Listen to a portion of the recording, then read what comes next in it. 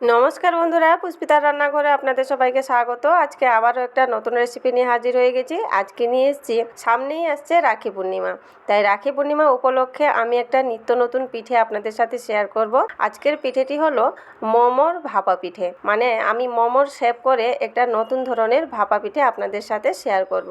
আশা করি আজকের এই রেসিপিটি ভালো লাগবে। এই পিঠেটি মুখে দেওয়ার সাথে সাথেই পুরো মিলিয়ে যাবে, এতটাই নরম সফট হবে, দেখতেও ভীষণ সুন্দর হবে। তবে এবারের রাখি পূর্ণিমাতে এই পিঠেটি একবার ট্রাই করে দেখতে পারেন, আর কেমন লাগলো কমেন্ট বক্সে কিন্তু অবশ্যই জানাবেন। তবে চলুন দেখে নিই আজকের রেসিপি। আজকের রেসিপির জন্য এখানে একটা বাটির মেজারমেন্ট করে 1 বাটি ময়দা নিয়েছি, তাতে দিয়ে দিব পরিমাণ মতো লবণ। এরপর একটু কালারফুল করার জন্য এখানে আমি বিটরুটের জুস বের করে নিয়েছি, আপনারা চাইলে কালারও ব্যবহার করতে পারেন। আমি এখানে অল্প অল্প করে বিটরুটের জুস দিয়ে এখানে একটা নরম সফট ডো বানিয়ে নিব, যেভাবে আমরা রুটি পরোটার জন্য মাখাই।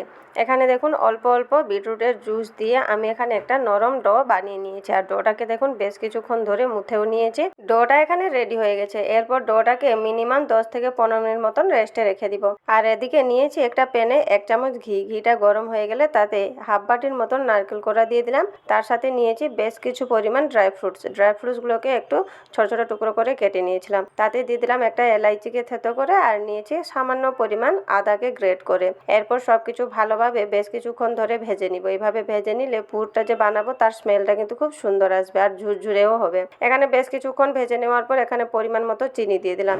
এরপর সবকিছুর সাথে ভালোভাবে মিশিয়ে আবারও কিছুক্ষণ নেড়ে চেড়ে মিশিয়ে নিব, যতক্ষণ না চিনিটা মেল্ট হয়ে যায়। বেশ কিছুক্ষণ পর দেখুন এইভাবে চিনিটা মেল্ট হয়ে যাবে, আর পুরটাও দেখুন অনেকটাই ঝুরঝুরে আছে। পুরটা এখানে রেডি হয়ে গেছে। এরপর পুরটাকে একটা প্লেটে আমি বের করে নিচ্ছি, আর পুরটাকে এখানে বের করার পর একটু ঠান্ডা করে নিতে হবে। এদিকে পুরটা ঠান্ডা হোক, আর এদিকে যে ঢাকা দিয়ে রেস্টে রেখেছিলাম ডোটা দেখুন অনেকটাই সফট হয়ে গেছে। এরপর আবারও একটু আমি মুথে নিচ্ছি। এভাবে মুথে নিলে পিঠেটি কিন্তু সফট হবে। ডোটাকে আমি মুথে নিয়েছি। এরপর ডোটাকে বেলে নিব। তার জন্য এখানে পুরো ডোটা আমি নিয়ে নিয়েছি। এরপর এখানে যতটা সম্ভব পাতলা করা যায় পাতলা করে একটু বড় করে রুটিটা বেলে নিব। এখানে দেখুন আমি অনেকটা বড় করে একটা পাতলা করে রুটি আমি বেলে নিয়েছি। রুটিটাকে দেখুন এখানে আমি কতটা পাতলা রেখেছি দেখাচ্ছি, দেখুন এইরকম পাতলা রেখেছি। এরপর কি করব না, রুটিটাকে এখানে কেটে নিব। তার জন্য একটা গ্লাস নিয়েছি, গ্লাস দিয়েই রুটিটাকে কেটে নিচ্ছি। আর এইভাবে কেটে নিলে পিঠেগুলো এক সমানের হবে। এখানে দেখুন পুরো রুটিটাকে আমি কেটে নিয়েছি। এরপর সাইডের যে রুটিগুলো ছিল ওগুলাকে তুলে আবারও বেলে নিব। এই দেখুন এখানে সাইডের আটাগুলোকে রেখে দিলাম, আর এখানে যে কেটেছিলাম ছোট ছোট লুচিগুলো দেখুন ঠিক এইভাবেই রেখেছি। লুচিগুলোকে একসাথে একটা প্লেটে বের করে নিব। এখানে দেখুন সমস্ত লুচি আমি বেলে নিয়েছি। এরপর একটা করে লুচি নিব, আর যে পুরটা রেখেছিলাম ঠান্ডা হতে, পুরটা কিন্তু ঠান্ডা হয়ে গেছে। এরপর পরিমাণ মতো পুর দিয়ে দিলাম। এরপর কি করব, এখানে একটু আমি মোমোর মতন শেপ দিয়ে দিব। মোমোর যেরকম শেপ হয় ঠিক সেইভাবে আমি শেপটা দিচ্ছি। আপনারা কিন্তু এখানে আপনাদের পছন্দে দিয়ে দিবেন। প্রথমে কিন্তু শেপটা আমি দিতে পারছিলাম না, কিন্তু ধীরে ধীরে শেপটা হয়ে গেল। এই দেখুন এইভাবে একটা আমি মোমো খুব সুন্দরভাবে বানিয়ে নিয়েছি। এখানে দেখাচ্ছি দেখুন কতটা সুন্দরভাবে আমি একটা মোমোর শেপ করে পিঠেটা বানিয়ে নিয়েছি। একটা পিঠে আমার বানানো হয়ে গেছে, আর একইভাবে এখানে আবারও একটা বানিয়ে নিচ্ছি। প্রথমে কিন্তু হচ্ছিল না, ধীরে ধীরে কিন্তু খুব সুন্দরভাবে হাতটা সেট হয়ে গেল।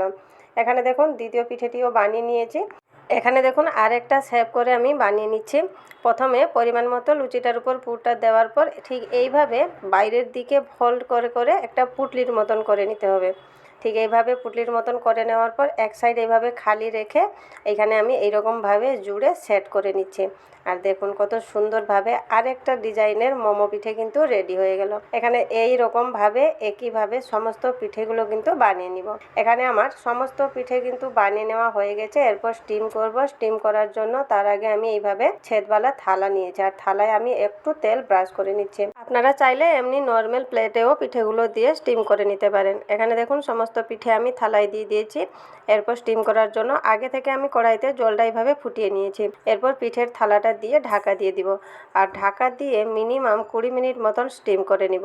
এখানে আমার দেখুন 20 মিনিট হয়ে গেছে। আমি ঢাকাটা খুলে নিচ্ছি, আর পিঠেটিকে দেখুন বন্ধুরা কতটা সুন্দর লাগছে, সুন্দরভাবে স্টিম করা হয়ে গেছে। এখানে আমি পিঠেটিকে একটু ঠান্ডা করে একটা প্লেটে বের করে এনেছি। এই মোমো পিঠেগুলোকে দেখুন বন্ধুরা দেখতে ভীষণই সুন্দর হয়েছে। এবারে রাখি পূর্ণিমায় এইভাবে কিন্তু পিঠেটি বানিয়ে দেখতে পারেন। পিঠেটি বন্ধুরা খুবই নরম সফট হয়, খেতেও কিন্তু ভীষণ টেস্টি হয়। ভেতরে পুরো পুর ভরা থাকবে আর খেতে দুর্দান্ত স্বাদেরও হবে আর পুরো নরম সফট, মুখে দেওয়ার সাথে সাথেই কিন্তু মিলিয়ে যাবে, এতটাই সফট হবে। পিঠেটি কিন্তু ছোট থেকে বড় সকলেরই খুব পছন্দের হবে। আচ্ছা বন্ধুরা, আজকের আমার এই নতুন ধরনের মোমোর ভাপা পিঠে রেসিপিটি কেমন লাগলো কমেন্ট বক্সে কিন্তু অবশ্যই জানাবেন। আর চ্যানেলটিকে সাবস্ক্রাইব করে পাশে থাকবেন। ফেসবুক থেকে দেখলে পেজটিকে তো অবশ্যই ফলো করে দিবেন। তবে আজকের মতন এই পর্যন্তই, আবার দেখা হবে নতুন কোনো রেসিপিতে। ভালো থাকবেন, সুস্থ থাকবেন।